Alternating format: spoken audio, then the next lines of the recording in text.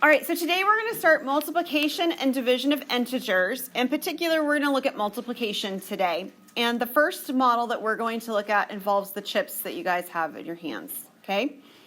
So I'm going to show you what a chip model looks like for multiplication. And it's a little more complicated than the chip model was for addition and for subtraction. So I'll apologize in advance. And if you don't like it, that's okay. All right, but it is a little bit more complicated. So first of all, you've got your sort of working surface. When we did it before, we just drew a circle, okay? So you can do it on just a sheet of paper. You can draw these as we go as well if you'd like. But what I'd like for you to understand is what these notations mean. So they can be used interchangeably because this particular example, I have both negatives, right? This is -4 and -3 that I'm multiplying. So for one of them, the negative means that I'm going to be removing. So I'm just going to do it with the first one. It means to remove 4 groups. So if you don't like it to be there, you could put it with the -3 and say remove 3 groups. It doesn't matter, but you got to pick one. You can't do it for both. Remove 4 groups. And this piece right here says of 3 negative chips. So if we merge it together, like contractions or something like that, we're just merging it together. We're going to remove 4 groups of 3 negative chips. But as you see inside of my circle right now, there's nothing there. You can't remove anything. There's nothing there to start with, right? So we've got to put something into the circle in order to be able to remove it, but you can't just put it in and take it out. That doesn't make any sense. So here's what you do. Do you remember how when we were working with addition and subtraction, when it got to the end of the problem, we removed 0 pairs? Do you know what I'm talking about? If there was a red and a yellow, we could remove them both at the same time. Well, we're going to insert 0 pairs. Okay, are you with me? So you're going to take a yellow chip and a red chip, and you're going to put them into the diagram. So I'm going to do it a few at a time, otherwise changing back and forth of my pins is going to be super annoying. But if I put in 3 red chips, I have to balance it out by putting in 3 yellow chips. Right? I put in 3 red chips and I put in 3 yellow chips. If I put in 3 red chips, I have to put in 3 yellow chips. And I am very specifically doing this 4 times because I need to remove 4 groups of 3. So that's why I've drawn it sort of this way. I've drawn them kind of in groups of 3 just because it's going to make it easier for me to do the removal later. So with your chips, that's what you would physically do, is that you would put in, so I'll give you a minute to do so. I would like for you to put in 12 red chips and 12 yellow chips onto your paper, your diagram, whatever space it is that you're working with your group. Okay, so put 12 red chips and 12 yellow chips. Got yours.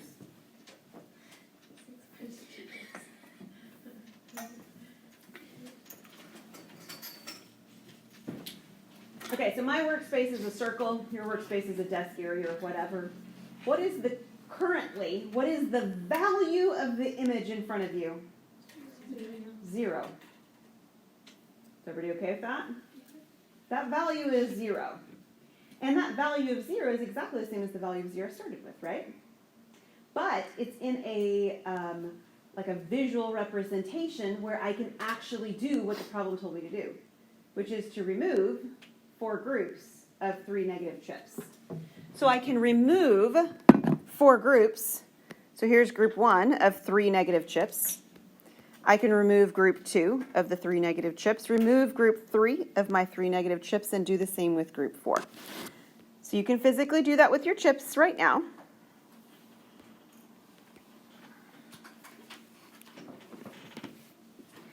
And if you had inadvertently put too much in there and there was still some red chips, you could remove 0 pairs at that point too. Right? That would be a possibility too. Once you've removed the 4 groups of the 3 red chips, what are you left with? 12 yellow chips, right? And those 12 yellow chips are all positives because it's yellow, and it is the value 12. And we see that this negative times a negative equals a positive. And it worked out with the chip model. okay?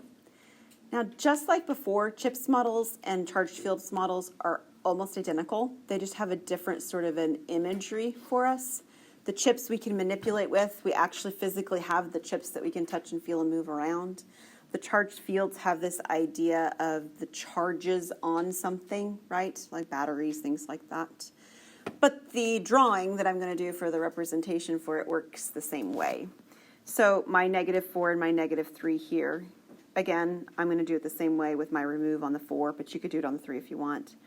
Because it's negative, we're going to remove 4 groups. And this one would be of 3 negative charges instead of negative chips. So inside my picture, I have nothing to start with, just like before. Okay, the picture starts out blank. It does it for addition and subtraction too, right? We actually had to put the +5 in or whatever it was we started with last time. So this description, though, is telling me to remove something and there's nothing there to remove. So the start has to be putting in 0 pairs. The things are there to be removed. So if I put in, wow, the wrong there. If I put in 3 positives and 3 negatives, these are 0 pairs. And I have 3 positives and 3 negatives. And again, I'm just doing them in groups of 3 because it referenced groups of 3. There's nothing special about that. In reality, every positive just has a negative that goes with it. Once I have my 4 groups, I can do the same thing it told me to on the last problem. I'm going to remove groups of 3 negatives. 3 negative charges come out at a time, and I'm going to do this 4 separate times. And what am I left with? What's in my circle? 12 positives. Yep, 12 positives.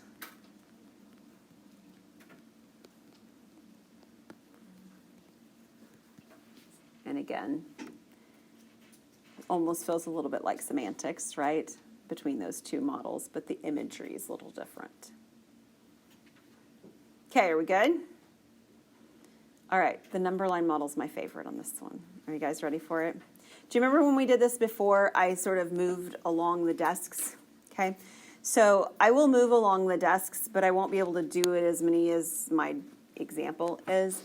And this does not draw well, so I'll apologize in advance for that too.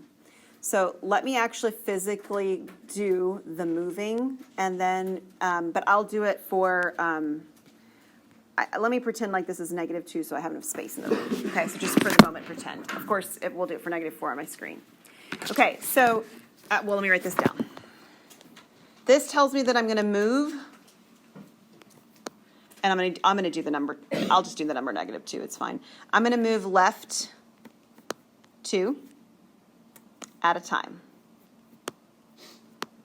So it's almost like I'm jumping, right? Like I'm jumping over 2 at a time.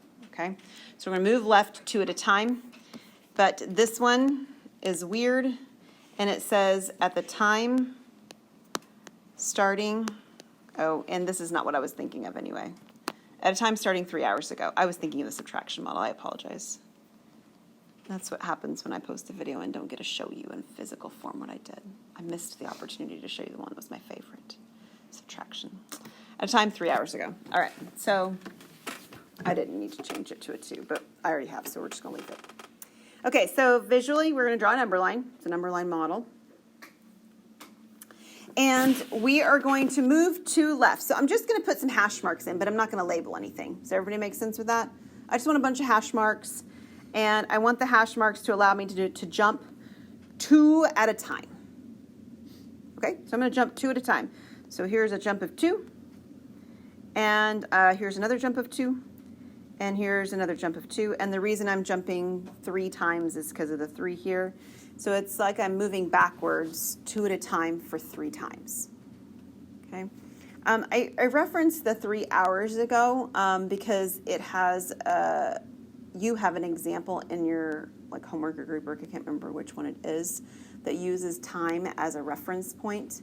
And so that's why I mention it as an hours. There's nothing special about me saying hours. We could have just said 3 units of time or whatever. That would be fine as well. The issue is that we end at the number 0. So we always end at 0. So we end at the origin. And the question is, where did we start?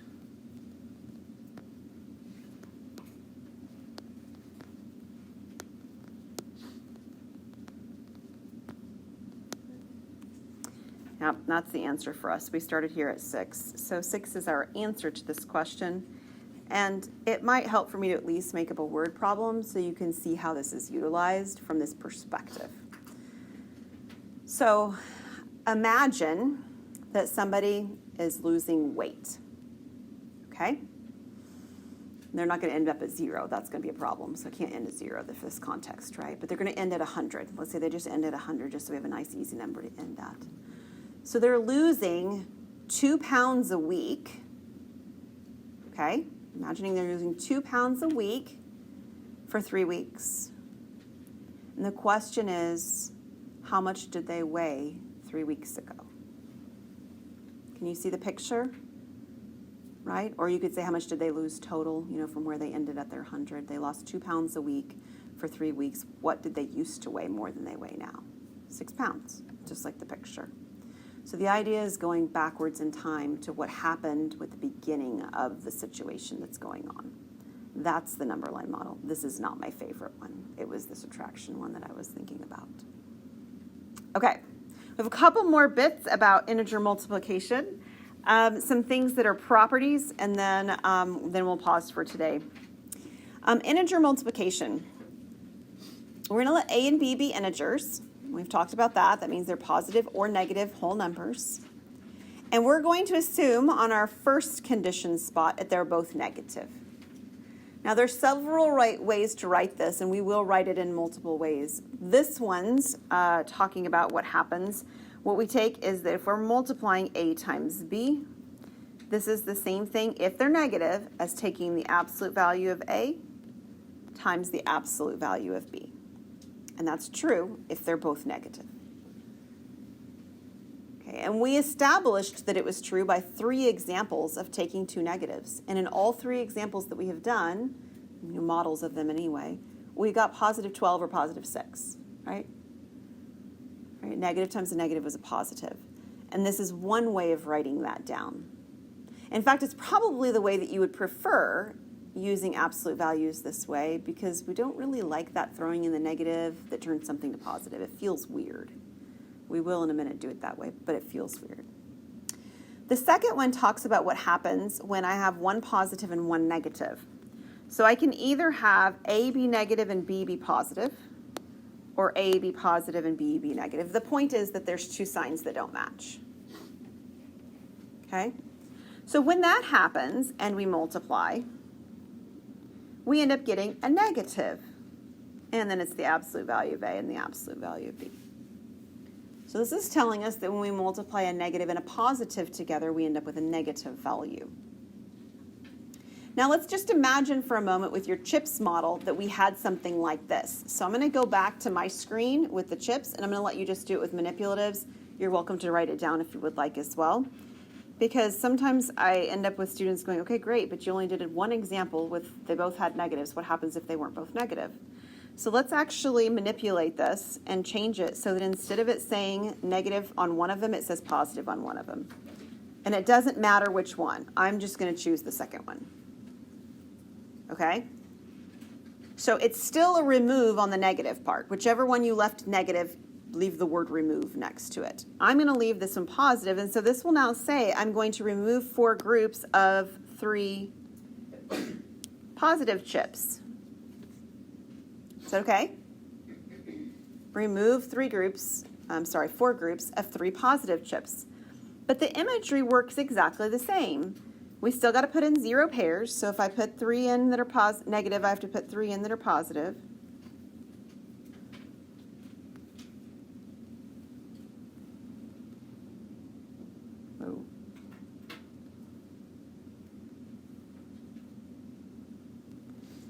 So for every positive chip, I put in a negative chip. It's just that instead of removing the negatives, which I did before, now I'm removing the positives. So I'm going to remove groups of 3 that are positive.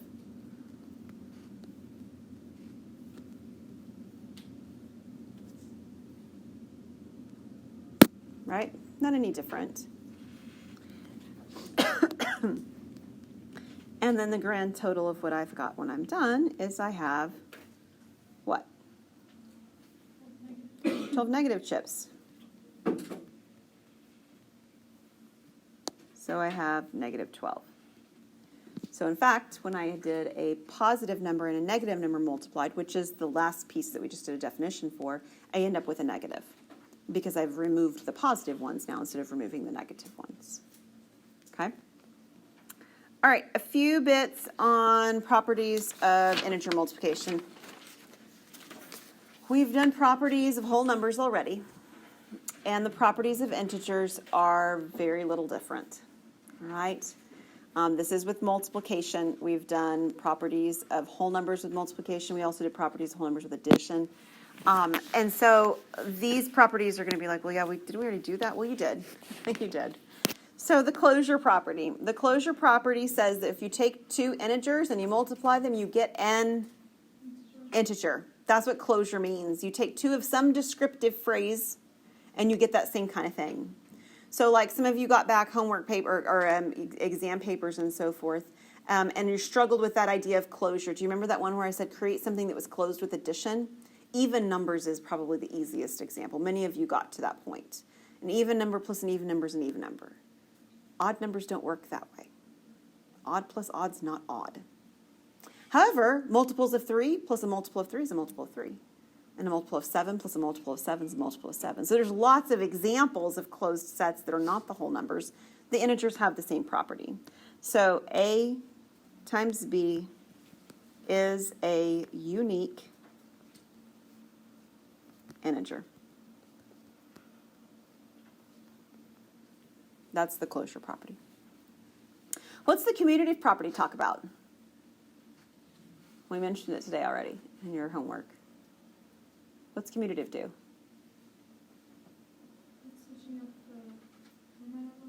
Yeah, and order, I think is what you mean, right? Yeah, so it changes the order of things. So if you have A times B, what will that equal? B times A. It worked for whole numbers, it works for integers. And that's why when we were looking at that first one, I said you could use the word remove on either of the negatives. Because if I just switched it and it said negative 3 times negative 4, I could say remove 3 groups of 4 negative chips. And it would all work out the same way because multiplication with integers is commutative. We also have the associative property. So how does the associative property work? Do you remember what it's about?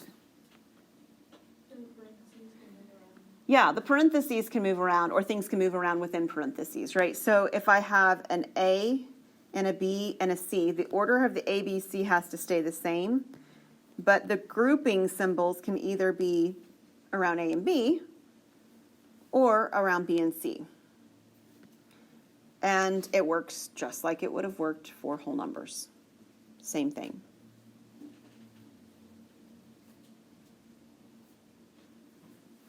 All right, a couple more. Identity property of multiplication. This one is just like the identity property for whole numbers. What is the identity element for multiplication? It's 1. The identity element is 1. So 1 is the unique identity element.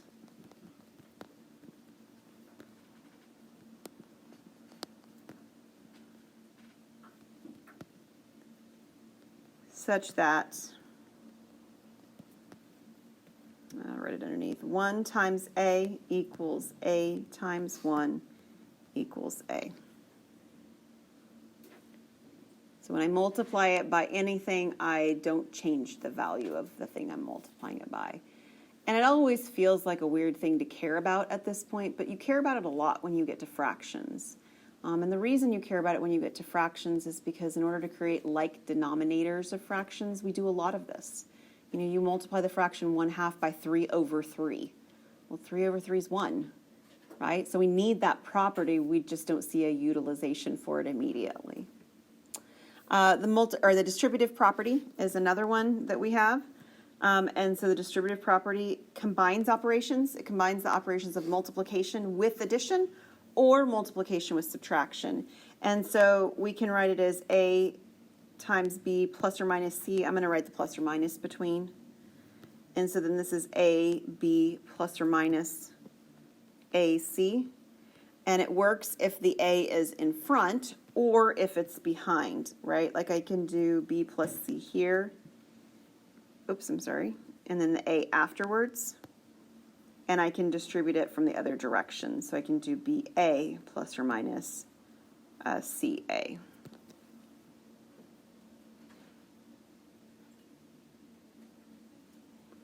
And the last one is actually the zero multiplication property. Do you remember what the zero multiplication property was when we had whole numbers?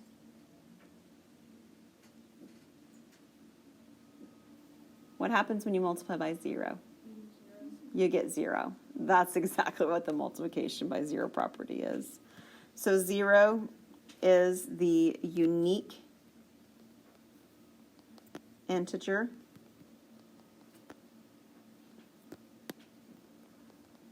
Such that A times 0 or 0 times A, right, it's commutative, is equal to 0. So we'll do example 4, where we're identifying the properties, and then we'll stop for today. So taking a look at A through D, what I'd like for you to do is, for the moment, fill them in for yourself. Which property do you believe it is? Once you've filled your 4 properties in for the 4 examples, check in with the group that you're working with. You guys are all still sitting in your groups, so just check and make sure that you have the same things, and then we will all reconvene and make sure that we all have the same things.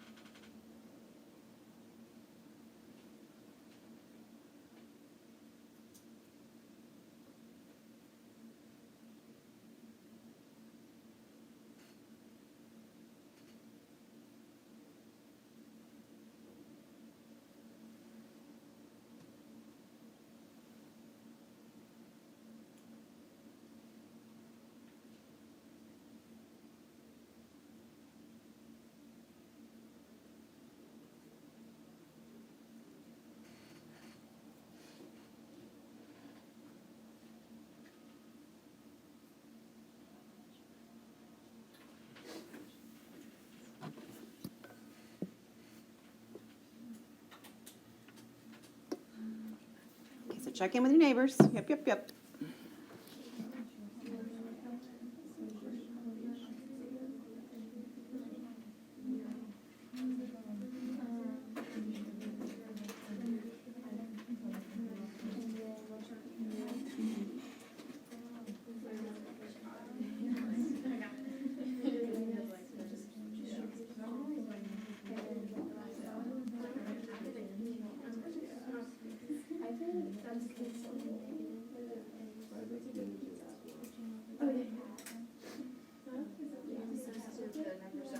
Right.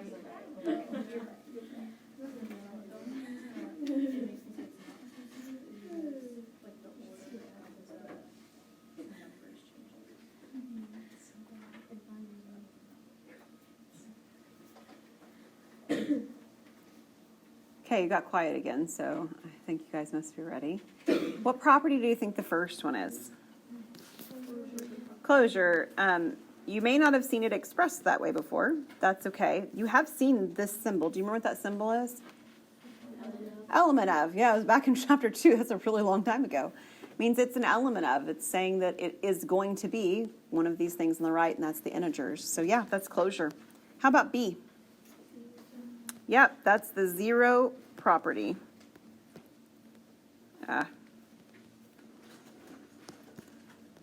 How about C? It's distributive.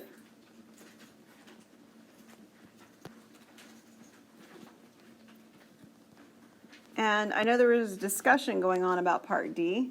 What did you guys decide D was? Yeah, it's commutative. So the order changed.